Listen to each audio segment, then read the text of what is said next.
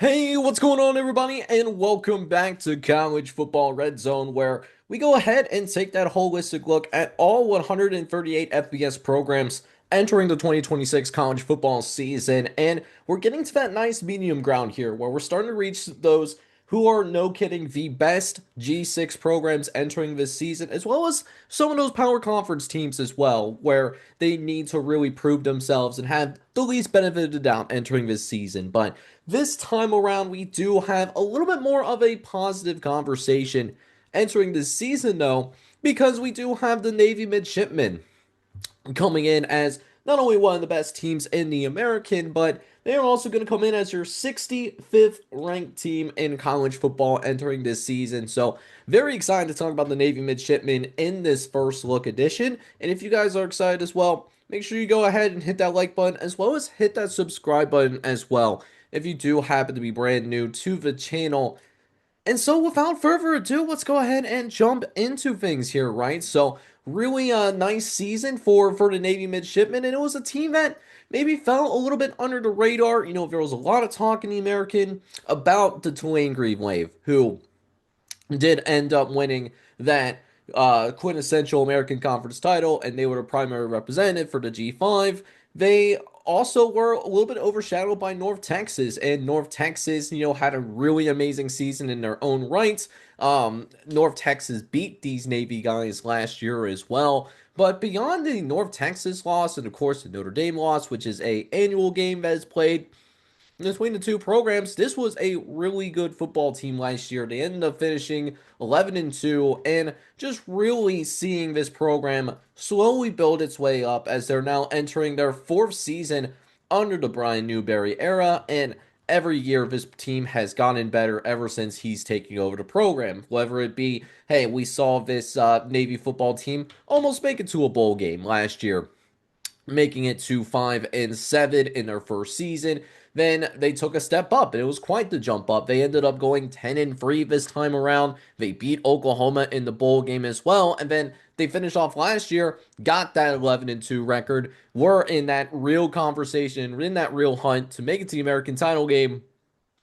And then they also finished it off not only beating a power conference team, but they dominated a power conference opponent as well entering this season. So you jump into 2026, and there is a world here where I think the Navy Midshipmen could get to the mountaintop of this conference and win a quintessential American Conference championship game. I do think that is certainly possible. And what helps this Navy football program as well is that, hey, you look at this Navy football team and they can't really take part in NIL, and they really can't take part in the transfer portal either. So whatever they have on their roster, that's generally who they are going to have on a week to week basis throughout this season. There is no we see that there's some weaknesses going into next season. Let's go ahead and grab some dudes from other programs in the FBS, or maybe even pull from the Power Four, or pull from the FCS as well. Navy can't do that because Navy's primary objective at the end of the day, and I want to make this really clear, is they are meant to go out and train the best officers possible for our United States military, specifically in the case of Navy, for the naval branch. And I've said this before with Army, and I've said this before with Air Force as well, but I definitely wanted to make sure that those things were pointed out, particularly with the Navy, in case you guys need a reminder. But it does serve as a little bit of an advantage as well, because they have a unique perspective of, hey, because we are getting people that are primarily coming here to be military officers first, and college football players second, instead of what you see from a lot of young like student athletes today, where they're football players first and they're student athletes secondarily, and that's shown in some of the transfer portal patterns that we've seen over the years.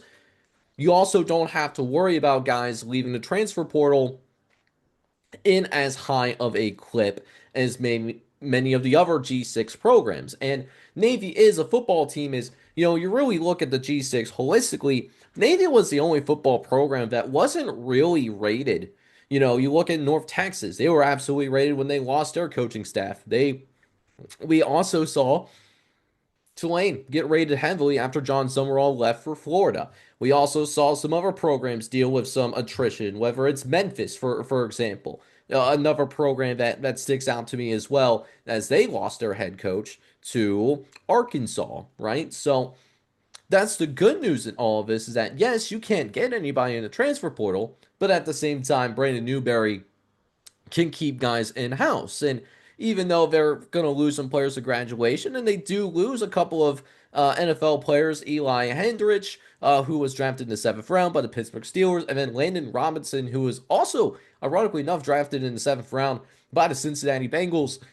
The rest of his team is there's some decent returning production coming back, and they're going to be a team that I think is going to be really sound defensively. Mark Anthony Parker is going to come back. He was a third team All American conference linebacker. He comes back for yet another season. And I think they're going to have some really good special teams here as well. With Rain Fry coming back, he's a long snapper for the Navy Midshipmen and was one of the best long snappers in this conference. So you don't really have to worry about the special teams. Really, the biggest question here is you're going to lose some offensive weaponry with Eli Hendrich now gone. And then Blake Horvath is not going to be here as well. But again, instead of portaling guys and hoping that they work out, what you do end up getting instead is, hey, maybe these guys aren't going to be as good as a Blake Horvat by any means, but these are guys that have been in your system for at least a year or two and been developing behind the scenes and understand what this offense needs to be. And it's what Navy has always run to a degree with some wrinkles that's been added over the years as well. So it sets up really nicely for Navy to have a legitimate shot to make it to the American Conference Championship game at the end of the season. But we'll see. But whether they actually get there or not, we'll just have to wait and see, right? So let's go ahead and get into what that record prediction is going to be for the Navy Midshipmen here. So I look at this Navy football team, and I think that besides the Notre Dame game, which I don't think anyone is surprised by this, neutral sider, really all these other games that are on their schedule right now, I actually genuinely believe that these are all winnable games for the Navy Midshipmen. They do have a couple of road games early in Florida Atlantic, who could be an improved football team, and so is UAB. But I think both teams are not going to be disciplined enough defensively in order to keep up with Navy, so I think they can win those. Two games that I definitely want to point out here on the schedule is well, actually, I would say four. Obviously, the two rivalry games, Air Force and Army. Those two are really important games just for the sake of the Commanders Cup, which is the number one goal for Navy football every season, is to win that Commanders Cup between the three major service academies. They go on the road to play Air Force, and Air Force could be a really fascinating football team, could be a sneaky, tough road test for Navy here because you're talking about a team that is going to be just as disciplined as you and understands what you are going to run on a play to play basis. Because Air Force, to be honest with you, runs pretty similar stuff at the end of the day. Maybe has some different wrinkles, but the core concepts are very similar, right? And you're making a cross country road trip as well. So from that perspective, that could be a tricky game here for the Navy midshipmen entering this season. And then you're really looking at the Army game as well. The Army game, obviously, the Army Navy game finishes a week after the conference championship weekend. That's going to be probably the biggest game of the year for Army and Navy, right? We Navy did come out on top and beat this Army football team last year. I'm sure Navy wants to keep that going and prevent Army from getting that give back, so to speak. And then really get into the conference games here. If they can win both UTSA on the road and that Roadrunners football team is an incredibly tough Roadrunners football team to have to play when you have to play them on the road. So Jeff Traylor will have his guys ready to go for that game that's going to happen middle of the way through the season.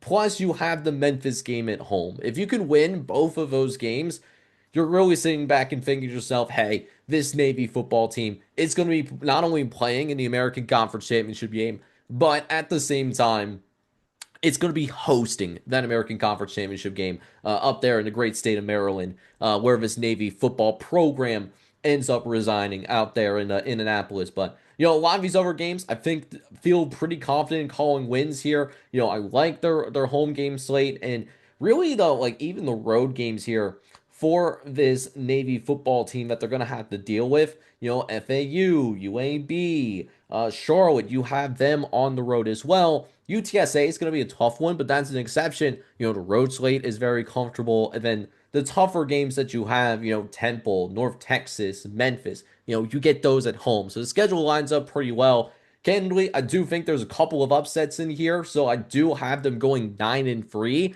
But I do think that this Navy team is set up to they can get a 10-win season if they can handle business in the bowl game once again, and also on top of that, if they can get a little bit of luck, because I do have them losing a conference game.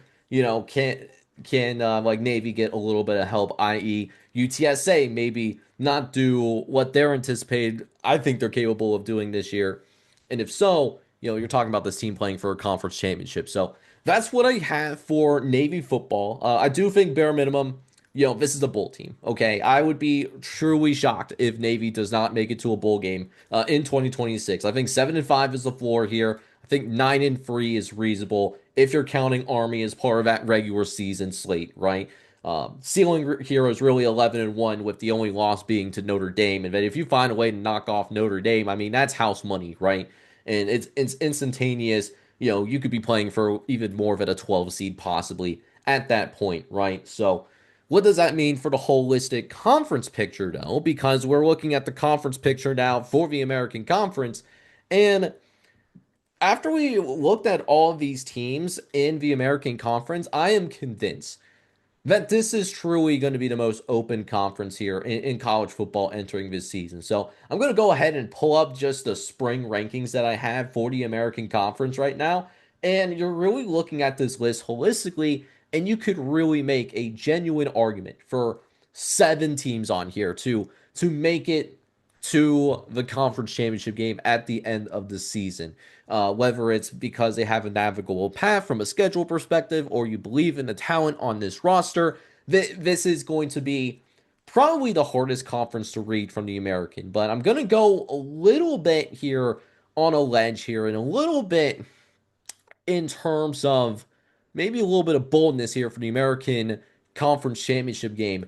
So I'm looking at Army and UTSA here. I think both of those are talented football teams. I think they both have the returning production to make some noise, and both teams, and this is the key part in all of this, I think both teams here definitely have a navigable schedule in comparison to their peers when it comes to their conference schedule. So, I mean, Army, for example, they miss out on Navy because that is a non-conference game that happens at the aftermath of the regular season. So that is a huge plus for Army. UTSA, we talked about them. They have Navy and Holmes. That also is helpful too. So I'm really looking at this as, hey, like UTSA and Army could be playing in the American Championship game. And from that point on, I'm going with the Roadrunners to win the American here in 2026. So Navy's going to have a lot to say. And if they can swing that UTSA or the Memphis game in their direction, they're going to certainly be in that conversation as well. But I am definitely curious to hear your thoughts in all of this. What do you think about this Navy football team? I got them at 65th.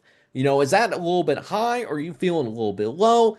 Definitely want to hear your thoughts in the comments section as well. But if you enjoyed this first look at the Navy Midshipmen, need you to do a favor for me real fast. Go ahead and hit that like button as well as hit that subscribe button as well if you do happen to be brand new.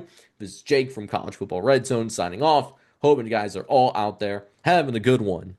Take care, everybody.